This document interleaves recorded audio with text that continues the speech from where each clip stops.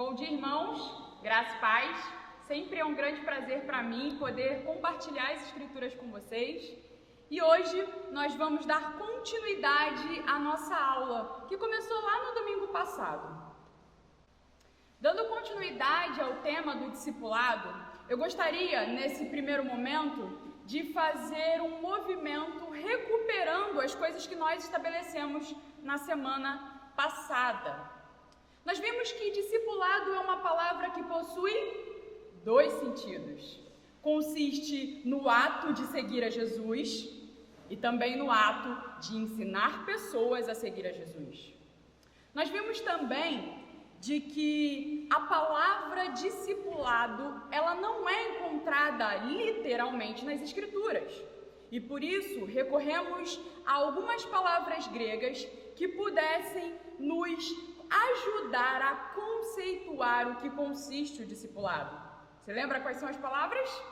Akoluteo, matetes e mimeomé.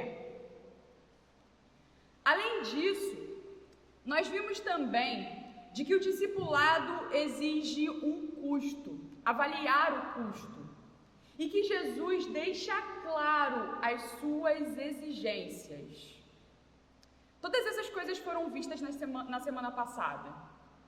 O último domingo foi permeado pelo fundamento do discipulado. Por quê? Hoje nós trataremos o discipulado em seu segundo sentido, que consiste no ato de ensinar pessoas a seguirem a Jesus. No entanto, para nós partirmos para essa segunda parte, foi importante estabelecermos o alicerce, pois ensinar pessoas a seguir a Jesus pressupõe o ato de seguir a Jesus. Somente alguém que segue a Jesus pode ensinar pessoas a seguirem a Jesus. Ficou claro? Então, partindo dessa base, eu gostaria de conduzi-los ao texto que vai ser o nosso texto de abertura, e ele está lá em Atos capítulo 4. Ele não será o nosso único texto, mas ele vai estabelecer essa espécie de dobradiça com aquilo que vimos na aula anterior. Atos capítulo 4, farei a leitura do verso 1 ao verso 12 e posteriormente do verso 18 e verso 20.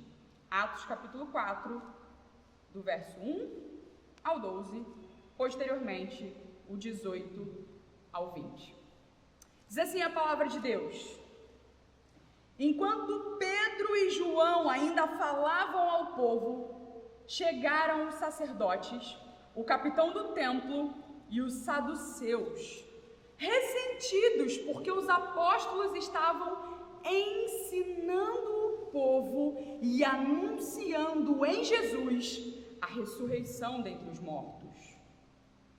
Prenderam Pedro e João e os recolheram ao cárcere até o dia seguinte, pois já era tarde. Porém, muitos dos que ouviram a palavra creram, subindo o número desses homens a quase 5.000. No dia seguinte, as autoridades, os anciãos e os escribas se reuniram em Jerusalém com o sumo sacerdote Anás, com Caifás, João, Alexandre e todos os que eram da linhagem do sumo sacerdote. E colocando os apóstolos diante deles, perguntaram: com que poder ou em nome de quem vocês fizeram isso? Então Pedro, cheio do Espírito Santo, lhes disse: autoridades do povo e anciãos, visto que hoje somos interrogados a propósito do benefício feito a um homem enfermo e do modo como ele foi curado, saibam os senhores todos e todo o povo de Israel que em nome de Jesus Cristo, o Nazareno, a quem vocês crucificaram e a quem Deus ressuscitou dentre os mortos, sim, em seu nome é que este está curado na presença de vocês. Este Jesus é a pedra que vocês, os construtores, rejeitaram, mas ele veio a ser pedra angular. Versículo 12.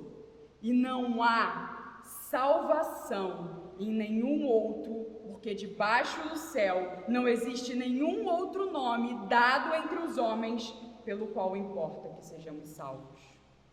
Verso 18.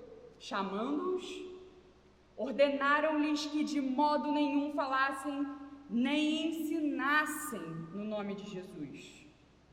Mas Pedro e João responderam: os senhores mesmos julguem se é justo diante de Deus ouvirmos antes aos senhores do que a Deus, pois nós não podemos deixar de falar das coisas que vimos e ouvimos. Ore comigo nesse momento. Pai, te damos graça nessa manhã, pedindo que o Teu Espírito Santo possa conduzir a nossa mente diante dessa aula, a fim de que aprendamos, Pai, o que consiste o ato de ensinar pessoas e de que forma podemos abraçar a verdadeira missão deixada por Jesus.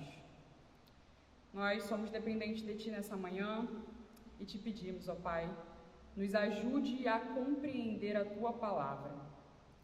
No nome santo de Jesus que nós oramos. Amém.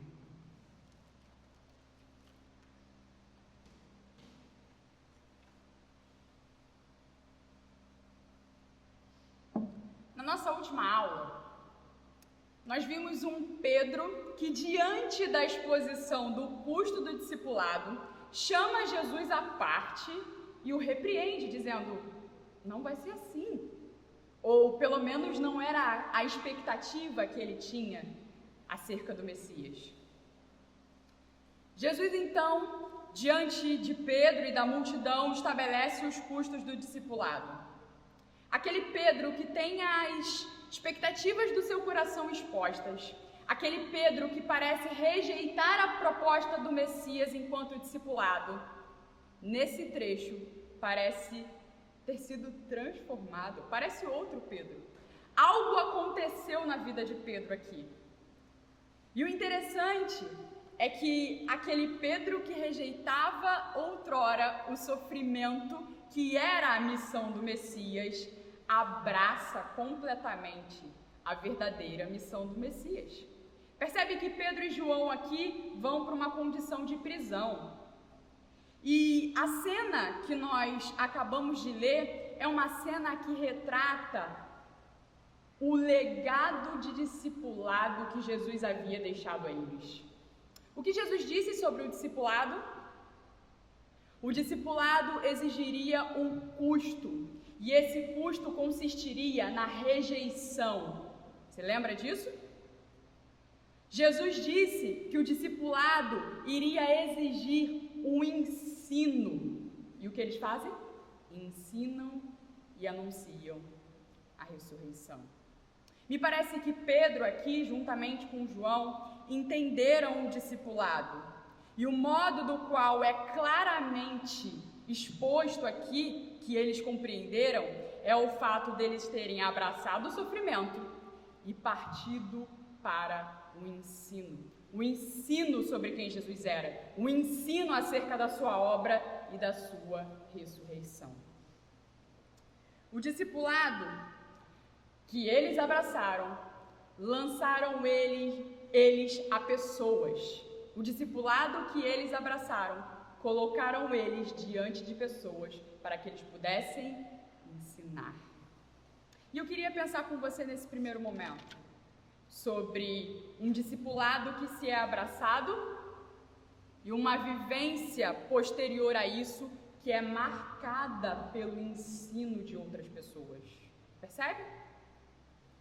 Sendo dominados pela missão de Jesus, o verso 20 vai dizer que eles não poderiam ser contidos.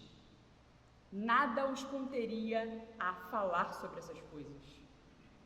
O verdadeiro discipulado promove no discípulo algo que ele ouviu, algo que o tomou e que ele não mais consegue conter. E por isso ele vai diante de pessoas, e por isso ele vai na direção de pessoas, para que o ensino possa acontecer, para que a missão de Jesus possa continuar acontecendo entre a igreja. Atos capítulo 5, verso 42, vá comigo. E todos os dias, no templo, de casa em casa, não cessavam de ensinar e de pregar que Jesus é o Cristo. Lembra da declaração deles sobre Jesus? Agora ensinam de casa em casa, no templo e diante das pessoas, de que Jesus é de fato o Messias aguardado. A vida do discípulo que abraçou o discipulado de Jesus é marcado pelo ato de ensinar pessoas a seguirem a Jesus.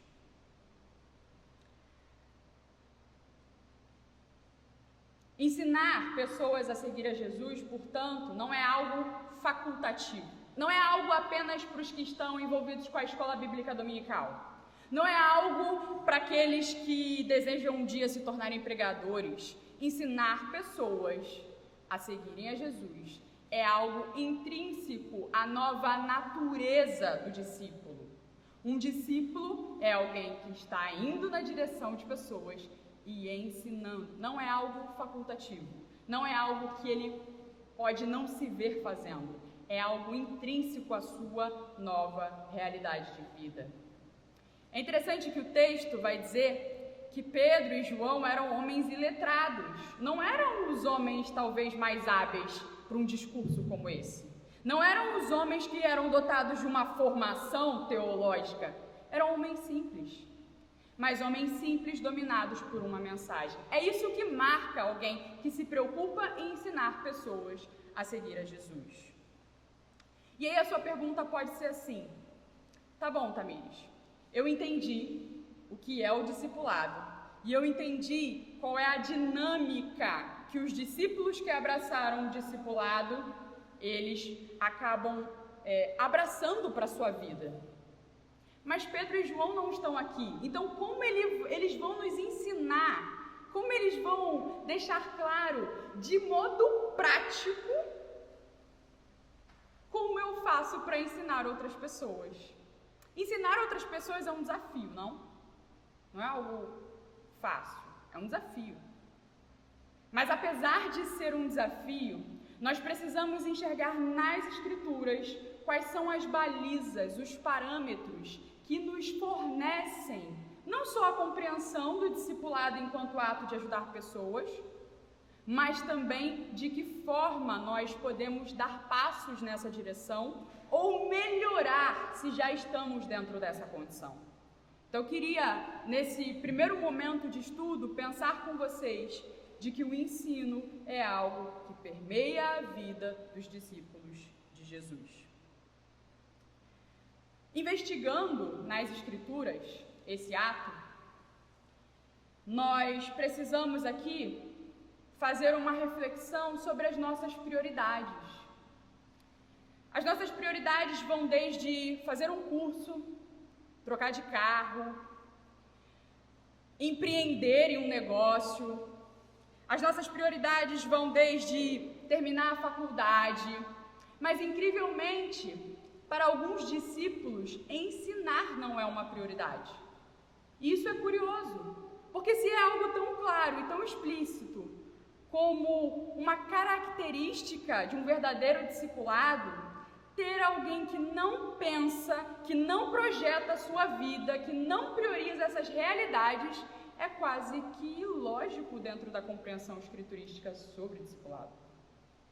Então, alguém que entende o discipulado abraça o ensino como prioridade. Mas para isso, vamos aqui recuar um pouco e entender como nas Escrituras nós podemos discipular.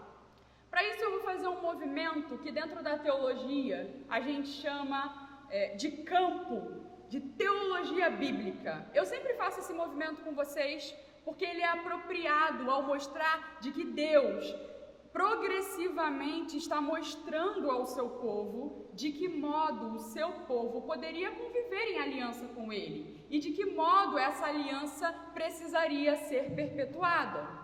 Fazendo esse movimento para o Antigo Testamento, O padrão bíblico sobre o discipulado, ele já vem sendo fundamentado desde o período da lei. Antes mesmo de Cristo ser mencionado nas Escrituras, Deus conecta lições sobre o discipulado, a própria questão familiar. Deus embute em nossa natureza o desejo de dar uma enorme atenção amorosa à criação de uma pessoa e ao cuidado de nutri-la e conduzi-la à maturidade. Deus coloca isso em nossa natureza. Assim, Deus no antigo Israel usa o poder desses relacionamentos parentais para que atuem como canais. Deus ensina primeiro a eles que o amem e depois os instrui, dizendo: e estas palavras que hoje te ordeno estarão no teu coração.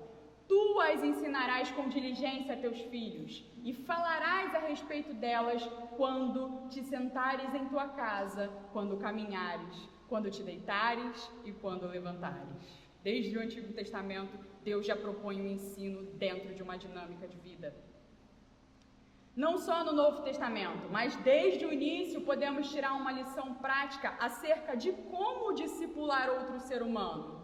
Discipular envolve a transmissão do conhecimento de Deus e de sua palavra em cada momento da vida. Ficou claro que, apesar do Novo Testamento esboçar, talvez com mais detalhes, o que consiste o discipulado, esse conceito, já desde o Antigo Testamento, está sendo fundamentado. Pode passar. Mas para a gente entender o discipulado, a gente vai precisar observá-lo a partir de 3 dinâmicas.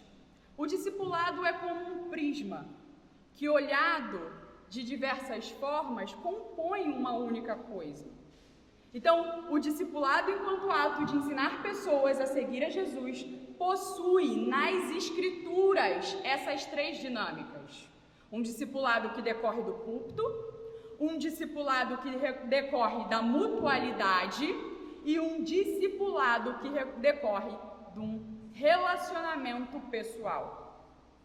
Púlpito, mutualidade e relacionamento pessoal. Por que a gente precisa chamar atenção para esses 3 aspectos do discipulado? Porque a Escritura, ao falar sobre o discipulado, ao falar sobre o ato de ensinar pessoas a seguirem a Jesus, menciona essas 3 dinâmicas, esses 3 aspectos que nós precisamos estar conscientes. Claro? Então vamos adentrar um pouquinho em cada uma dessas dinâmicas. O discipulado do púlpito é aquilo que os pastores fazem enquanto ensinam a palavra. O discipulado do púlpito nos leva ao exemplo do grande discipulador da igreja. Quem são os grandes discipuladores da igreja? Os pastores. Deles decorre o modelo. No nosso caso dele, né? Dele decorre o modelo.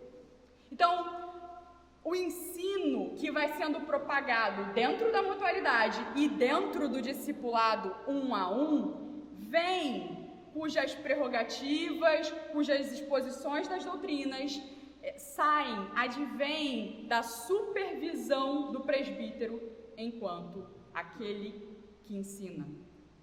No Novo Testamento, o papel fundamental do presbítero é discipular mediante o ensino da palavra de Deus. Os pastores ensinam em reuniões públicas, em encontros individuais ou em grupos pequenos. Um dos objetivos com o qual ensinam é o de preparar a igreja para a obra do ministério, a fim de que ela possa edificar a si mesma em amor. Vá comigo em 1 Tessalonicenses capítulo 5, para a gente fundamentar essa perspectiva do discipulado que decorre do púlpito. Lê comigo aí o verso 12. Irmãos, pedimos que vocês tenham em grande apreço os que trabalham entre vocês, que os presidem no Senhor e os admoestam. Quem preside a igreja? Os presbíteros. E eles possuem, enquanto aqueles que recebem a qualificação, a responsabilidade, melhor dizendo, do ensino, eles admoestam a igreja.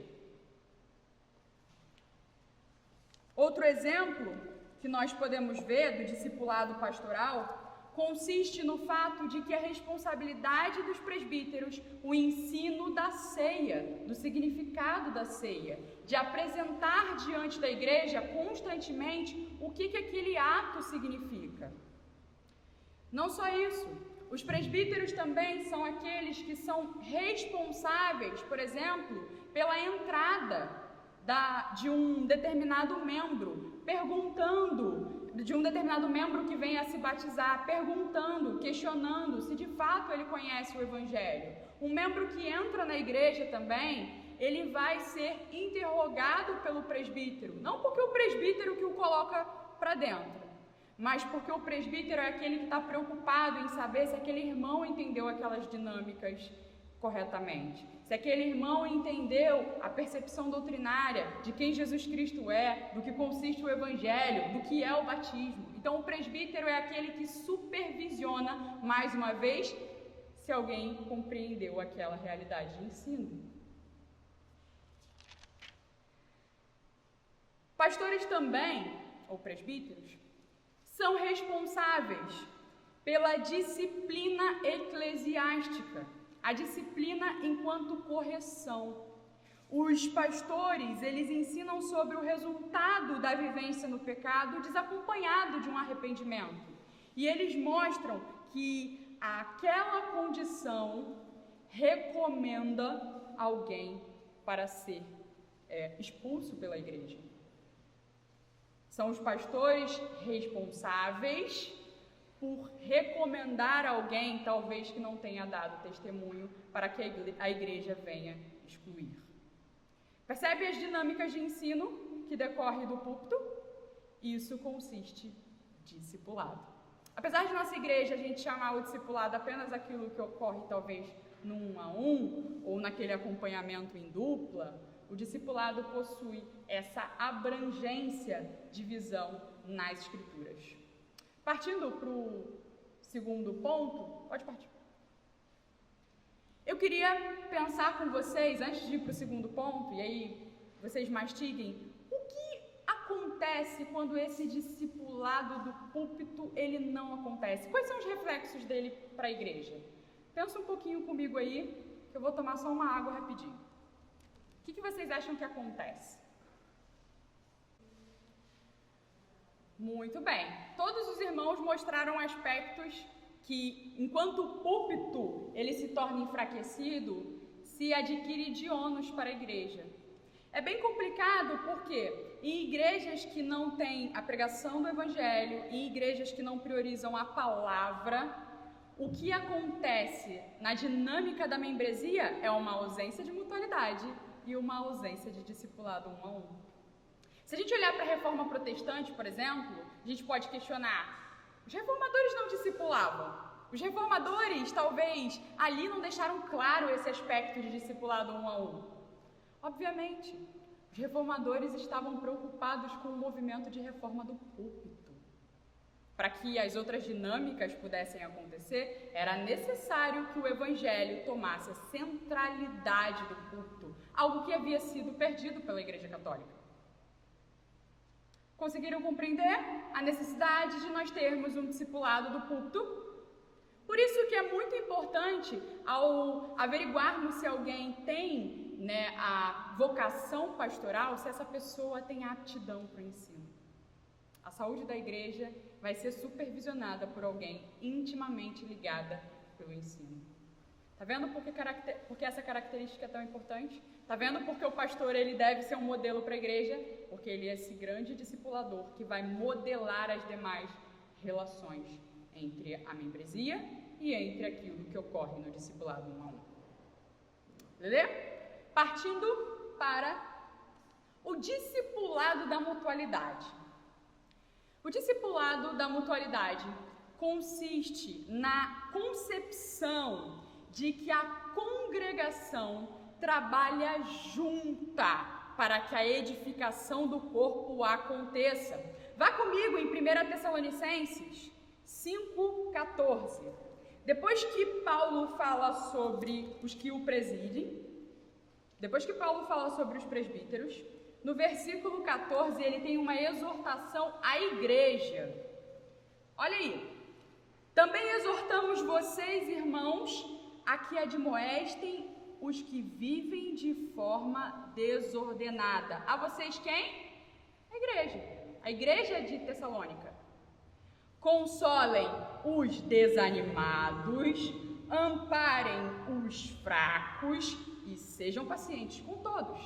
Quando a gente fala de discipulado com mutualidade, a gente se anima porque a gente vê, que a gente pode corrigir o outro. Mas o interessante é que Paulo, além de apresentar, sim, a possibilidade de mutuamente nos corrigirmos, ele também apresenta um discipulado de encorajamento. Será que nós estamos tão dispostos a encorajar os outros quanto nós estamos dispostos a corrigi-los? Quando a gente evoca a bandeira do discipulado na mutualidade, em que o irmão talvez não vai precisar chegar no discipulador do outro irmão e falar, olha, o irmão ali teve uma fala mais brusca, eu posso chegar diretamente ao irmão e falar, irmão, talvez a sua fala foi uma fala um pouquinho delicada. A gente, quando recebe essa permissão, se sente já no processo juiz, veja, eu posso ir lá. Quando na verdade o discipulado da mutualidade também evoca o amparo, o consolo, o encorajamento.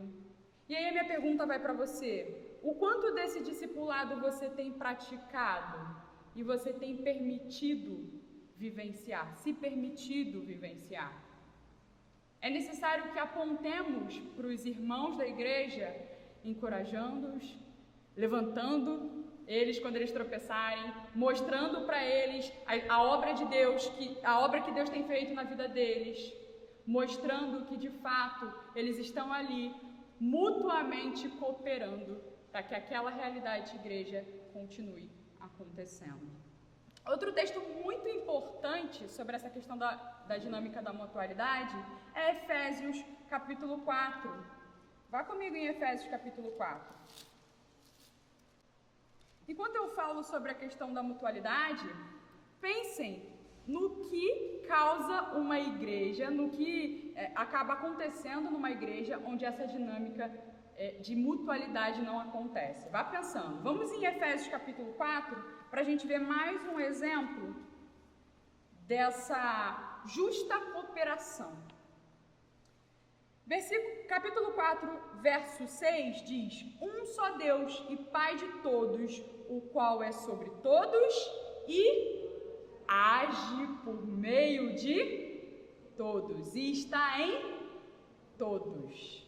Isso é muito importante, porque o discipulado que ocorre na mutualidade não é apenas daqueles irmãos que têm uma habilidade melhor para falar, ou daqueles irmãos que são mais extrovertidos. Esse texto nos mostra que o Espírito Santo atua na igreja de tal forma que cada um dos irmãos possui prerrogativa, possui características que podem nos ajudar, que podem cooperar para a nossa própria edificação, para a nossa própria vida. Portanto, a gente nunca deve olhar para si dentro do corpo acreditando que não tem nada a ofertar. Se você pertence a um corpo cujo cabeça é o Cristo, você tem uma função nesse corpo. E essa função não depende das tuas habilidades. Essa função é sobre o poder de Deus, é sobre o poder do Espírito que atua em você. Pensar sobre mutualidade é pensar de que aquele irmão que talvez você despreze, fale assim, ele não tem tanta capacidade de discernimento teológico, então ele não vai saber me ajudar, ele não vai ter nada para contribuir. Pensar sobre a mutualidade e sobre a atuação do Espírito Santo é pensar de que todos nós, cada um de nós aqui, temos algo para contribuir para a edificação do corpo. E isso precisa ser feito até de modo a encorajar os irmãos que às vezes não dão passos. Percebe a dinâmica do corpo? Versículo 15 e 16 vai dizer o seguinte, no capítulo 4: mas seguindo a verdade em amor, cresçamos em tudo naquele que é o cabeça, Cristo. de quem todo o corpo bem ajustado e consolidado pelo auxílio de todas as juntas, segundo a justa cooperação de cada parte, efetua o próprio crescimento para a edificação de si mesmo em amor. Agora eu te pergunto, quais são os ônus de não haver um discipulado de mutualidade na igreja? O que vocês acham que pode vir a acontecer numa igreja que não ressalta o discipulado em termos de mutualidade? Vamos lá, dá mais um tempinho aí para vocês pensarem. Quando não há mutualidade, a gente não consegue ver a pluralidade da ação do Espírito Santo, correto? Não conseguimos ver o Espírito Santo agindo de modo plural, porque eu tenho características distintas das suas. Eu tenho dons distintos dos seus. E se você olhar os versículos anteriores, são versículos que dizem que, tendo Cristo ascendido aos céus, tendo Cristo voltado à destra de Deus, tendo Cristo se estabelecido com poder, concedeu dons aos homens. Não concedeu dons a uns tipos de homens, concedeu dons aos homens. E esses dons, eles podem ser vistos nessa atuação de mutualidade da igreja. Outra coisa também que pode acontecer com a ausência de mutualidade é acreditarmos que só uma pessoa pode nos corrigir. Sou o nosso discipulador, sou a nossa discipuladora. Ah, se não for ela, não sei, o irmão não me conhece. O irmão talvez não tenha uma visão muito apropriada. A falta de mutualidade na igreja ocorre em orgulho, ocorre em uma visão que apenas a pessoa X ou a pessoa Y vai conseguir te corrigir. A presença de uma compreensão de mutualidade vai na outra direção, da humildade, de ouvir, de abaixar a cabeça e de reconhecer que talvez aquele irmão que te apontou, aquela fala que você teve, aquele comportamento que você teve, tenha razão e está sendo usado pelo Espírito Santo para te alertar. Uma igreja que não possui um discipulado de mutualidade é uma igreja que não se relaciona e é uma igreja que é impedida de ver a beleza do Espírito Santo atuando. Conseguiram enxergar os ônus que trazem a uma igreja que não vivencia a mutualidade? Vamos partir agora para o discipulado pessoal, que é aquilo que a gente chama de discipulado 1 a 1. Vá comigo em 2 a Timóteo, segunda carta de Paulo a Timóteo, capítulo 1. Nós faremos a leitura e uma breve explicação acerca desse texto. Depois, quando a gente entrar nos aspectos práticos, acredito que vocês vão ter talvez mais tempo para fazer perguntas mais específicas, tudo bem? Vamos em 2 Timóteo, capítulo 1. Do verso 1 ao verso 14. Paulo, apóstolo de Cristo Jesus, pela vontade de Deus, conforme a promessa da vida em Cristo Jesus, ao amado filho Timóteo. Que a graça, a misericórdia e a paz da parte de Deus Pai e de Cristo Jesus, nosso Senhor, estejam com você. Dou graças a Deus, a quem desde os meus antepassados sirvo com a consciência limpa, porque sem cessar lembro de você nas minhas orações noite e dia. Lembro das suas lágrimas e estou ansioso por ver você, para que eu transborde de alegria. Lembro da sua fé sem fingimento, a mesma que primeiramente habitou em sua avó Lóide e em sua mãe Eunice. E eu estou certo de que habita também em você. Por esta razão, venho lembrar-lhe que reavive o dom de Deus que está em você pela imposição das minhas mãos. Porque Deus não nos deu o espírito de covardia, mas de poder, de amor e de moderação. Portanto, não se envergonhe do testemunho de nosso Senhor, nem do seu prisioneiro, que sou eu. Pelo contrário, participe comigo dos sofrimentos a favor do Evangelho, segundo o poder de Deus que nos salvou e nos chamou com santa vocação. Não segundo as nossas obras, mas conforme a própria determinação e graça que nos foi dada em Cristo Jesus, antes dos tempos eternos. e manifestada agora pelo aparecimento de nosso Salvador Jesus Cristo.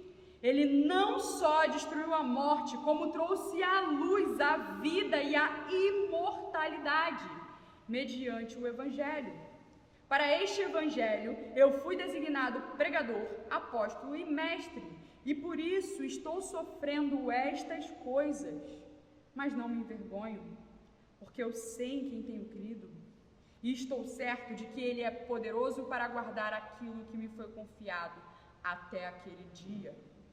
Mantenha o padrão das santas palavras que de mim ouviu com fé e com o amor que há em Cristo Jesus. Por meio do Espírito Santo que habita em nós, guarde o bom tesouro que lhe foi confiado. Durante a sua última e mais severa prisão, Paulo tece aqui um testamento para o seu discípulo. Sabe o que é um testamento? Um testamento é um documento que alguém faz para que depois da sua morte o seu tesouro seja deixado. O testamento de Paulo para o seu filho amado, aquilo que ele tem como o maior tesouro, é a vivência no Evangelho, é o verdadeiro discipulado de Cristo Jesus. Percebe como o discipulado 1 a 1, ele aponta para o discipulado como ato de seguir a Jesus? Quando eu discipulo alguém de modo individual, o movimento que eu estou fazendo é justamente esse, chamando ao sofrimento, expondo o Evangelho de Cristo Jesus, ensinando a guardar todas as coisas. Essa é a dinâmica do discipulado 1 a 1. Jesus chama para si um grupo menor de discípulos e investe de forma particular neles. Marcos nos diz que Jesus chamou para si aqueles que quis, e eles vieram até ele. Ele designou 12 para que estivessem com ele e os enviasse a pregar. Eles confessavam que Jesus era o Messias e permanecia a maior parte do tempo com ele. E Jesus queria que estivessem com ele. Dentre os 12, ele se dedicava de modo especial a 3: Pedro, Tiago e João. Obviamente que a realidade de ensino vai fazer com que nós não consigamos abraçar todas as pessoas e discipular muitas pessoas. É necessário que nós vejamos entre aqueles que talvez estejam mais próximos os que de fato desejam caminhar conosco, para que a gente possa imprimir essa relação pessoal, para que a gente possa imprimir esse processo catequético de ensino. Jesus é um grande modelo para isso, e é da onde Paulo tira a sua fonte. Atos capítulo 16, descreve uma de suas viagens missionárias.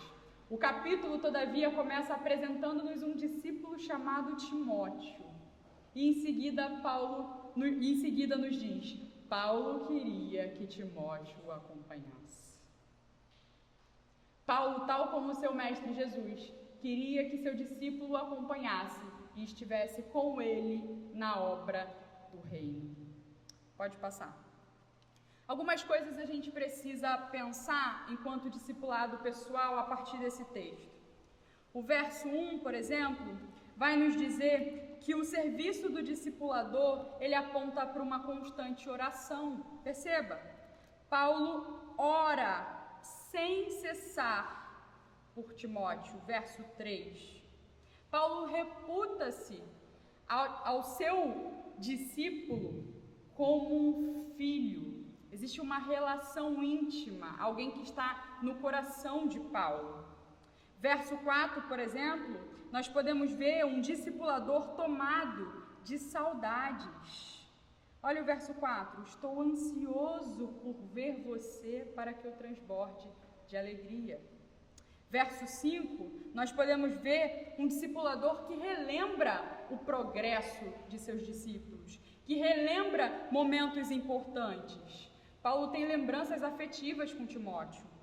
Paulo estabelece aqui uma relação de legado com Timóteo. Se a gente for, por exemplo, para o versículo 6, Paulo reaviva e encoraja Timóteo que diante da covardia encorajado por Paulo a perseverar na pregação do Evangelho. Versículos 7 e 8, nós vemos mais uma dinâmica do discipulado pessoal. O encorajamento e uma correção com franqueza.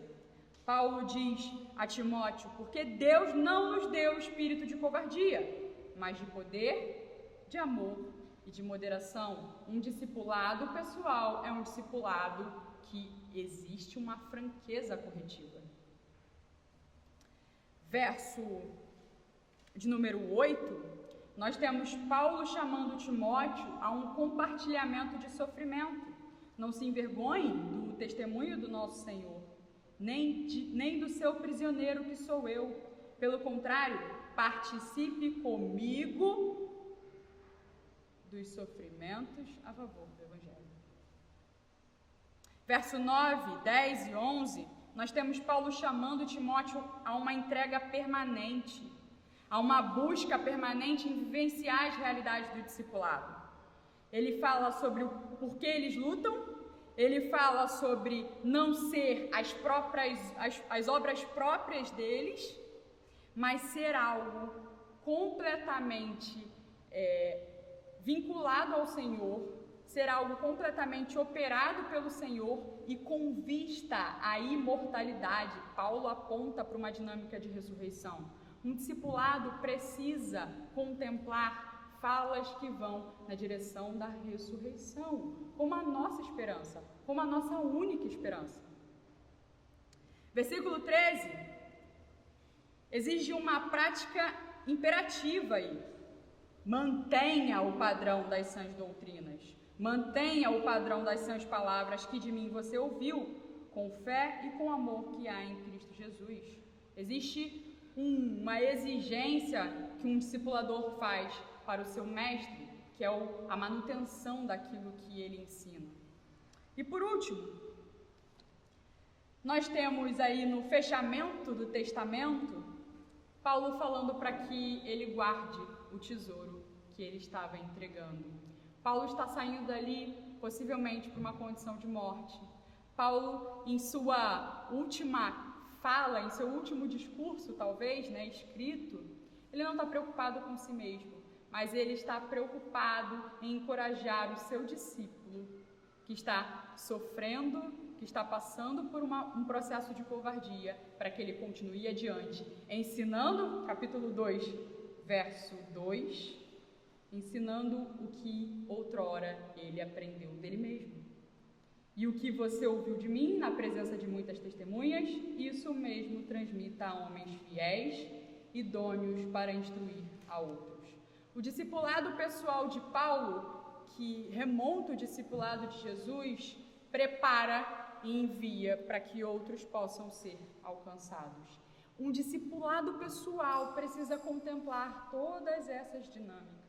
E aí a minha pergunta para você que discipula existem algumas dessas dinâmicas que talvez não estejam tão marcadas no seu discipulado e que você talvez precisa rever? Será que você gasta pouco tempo orando pelo seu discípulo? Será que você lembra de o encorajá-lo? Talvez sejam perguntas que nós devemos fazer a nós. E aqueles que porventura ainda não discipulam devem olhar para esse texto e devem buscar, desde já, dentro da realidade de mutualidade, dentro de um compromisso de ensino, se preparar para que esse momento chegue. Um momento que não é facultativo, mas que nos é concedido como privilégio e responsabilidade. Lelê? Vamos agora para a nossa pergunta. Quando esse discipulado 1 a 1 não acontece, o que pode gerar na igreja? Essa é fácil. Vamos lá. Todos nós já viemos de uma dinâmica de igrejas, que essa realidade não acontecia. O que causou na igreja?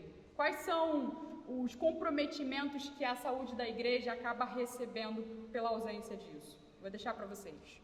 Muito bom. Falta de correção, falta de avanço doutrinário, falta de confissão de pecado. Porque imagina que um pastor de uma congregação não consegue ouvir na mesma semana 60 membros. Então, tudo isso acaba que não sendo contemplada, e principalmente as escrituras acabam sendo feridas, porque nós devemos confessar os nossos pecados uns aos outros, porque nós devemos ir na direção de um amadurecimento progressivo, de um compromisso com o discipulado. Amarro aqui a ideia sobre o que consiste o discipulado e pergunto a vocês, existe alguma dúvida? Vocês estariam capazes hoje de explicar o discipulado e dentro das suas dinâmicas e os seus significados? Alguém ficou com alguma dúvida? Vou para alguns minutinhos finais, eu sei que a gente acabou avançando no tempo, vou para alguns momentos só para a gente tratar alguns aspectos práticos, tá?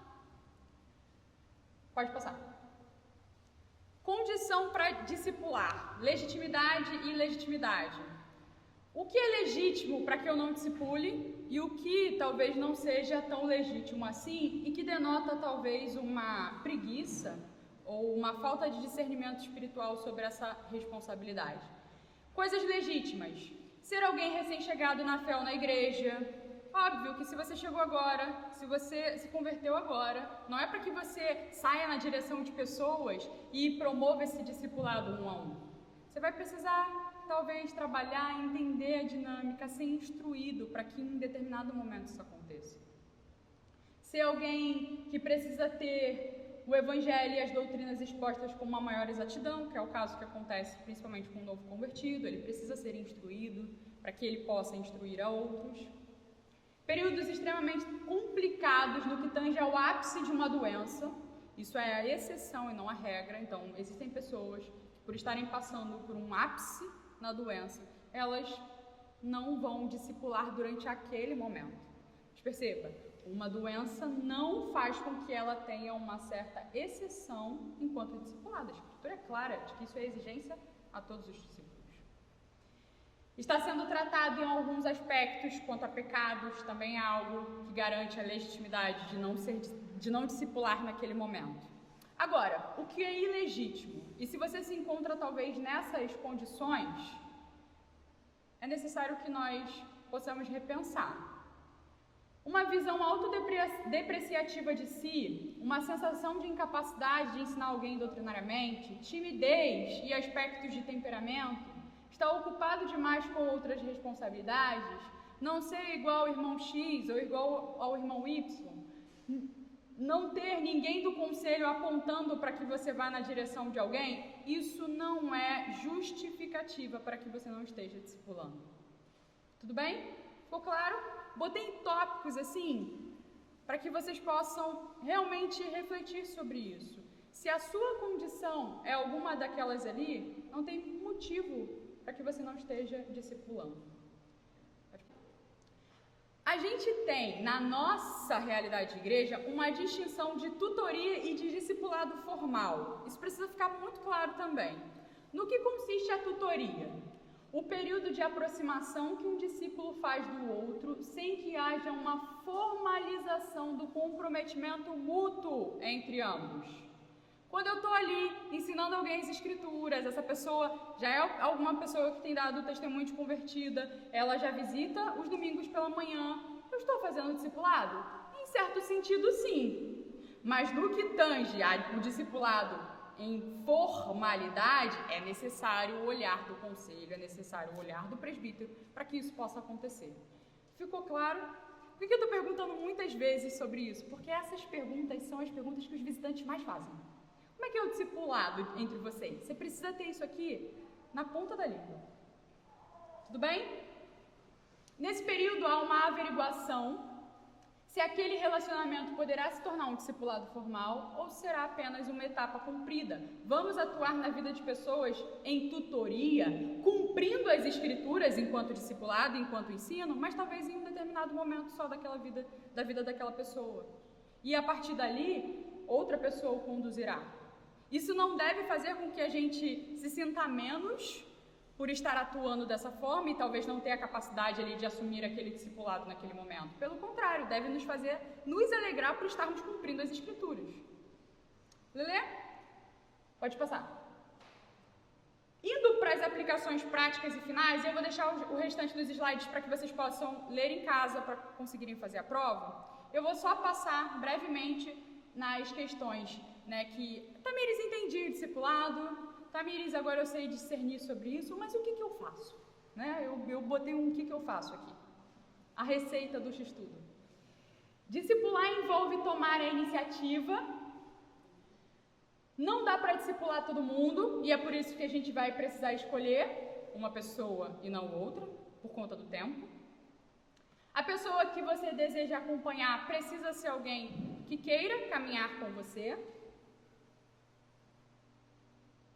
Discipular envolve ensino com palavras, e ensino com palavras envolve preparação, envolve um momento de construção doutrinária, de compra de livros, de esquematização de doutrina, de didática, e tudo isso você vai precisar correr atrás.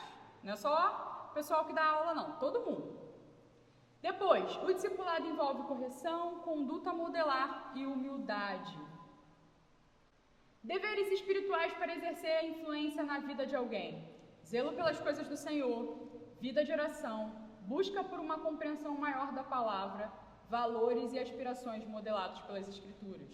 Às vezes, algumas pessoas não conseguem discipular porque elas não são vistas como modelos para serem seguidas.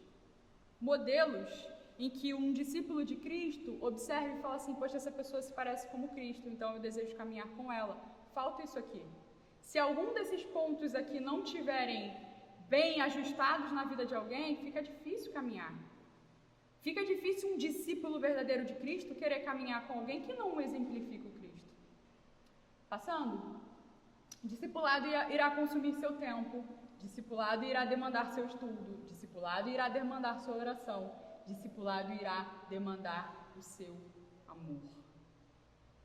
Por fim, discipulado envolve uma reformulação da vida cristã em direção à obediência, a fim de que uma pessoa possa tornar-se como Jesus.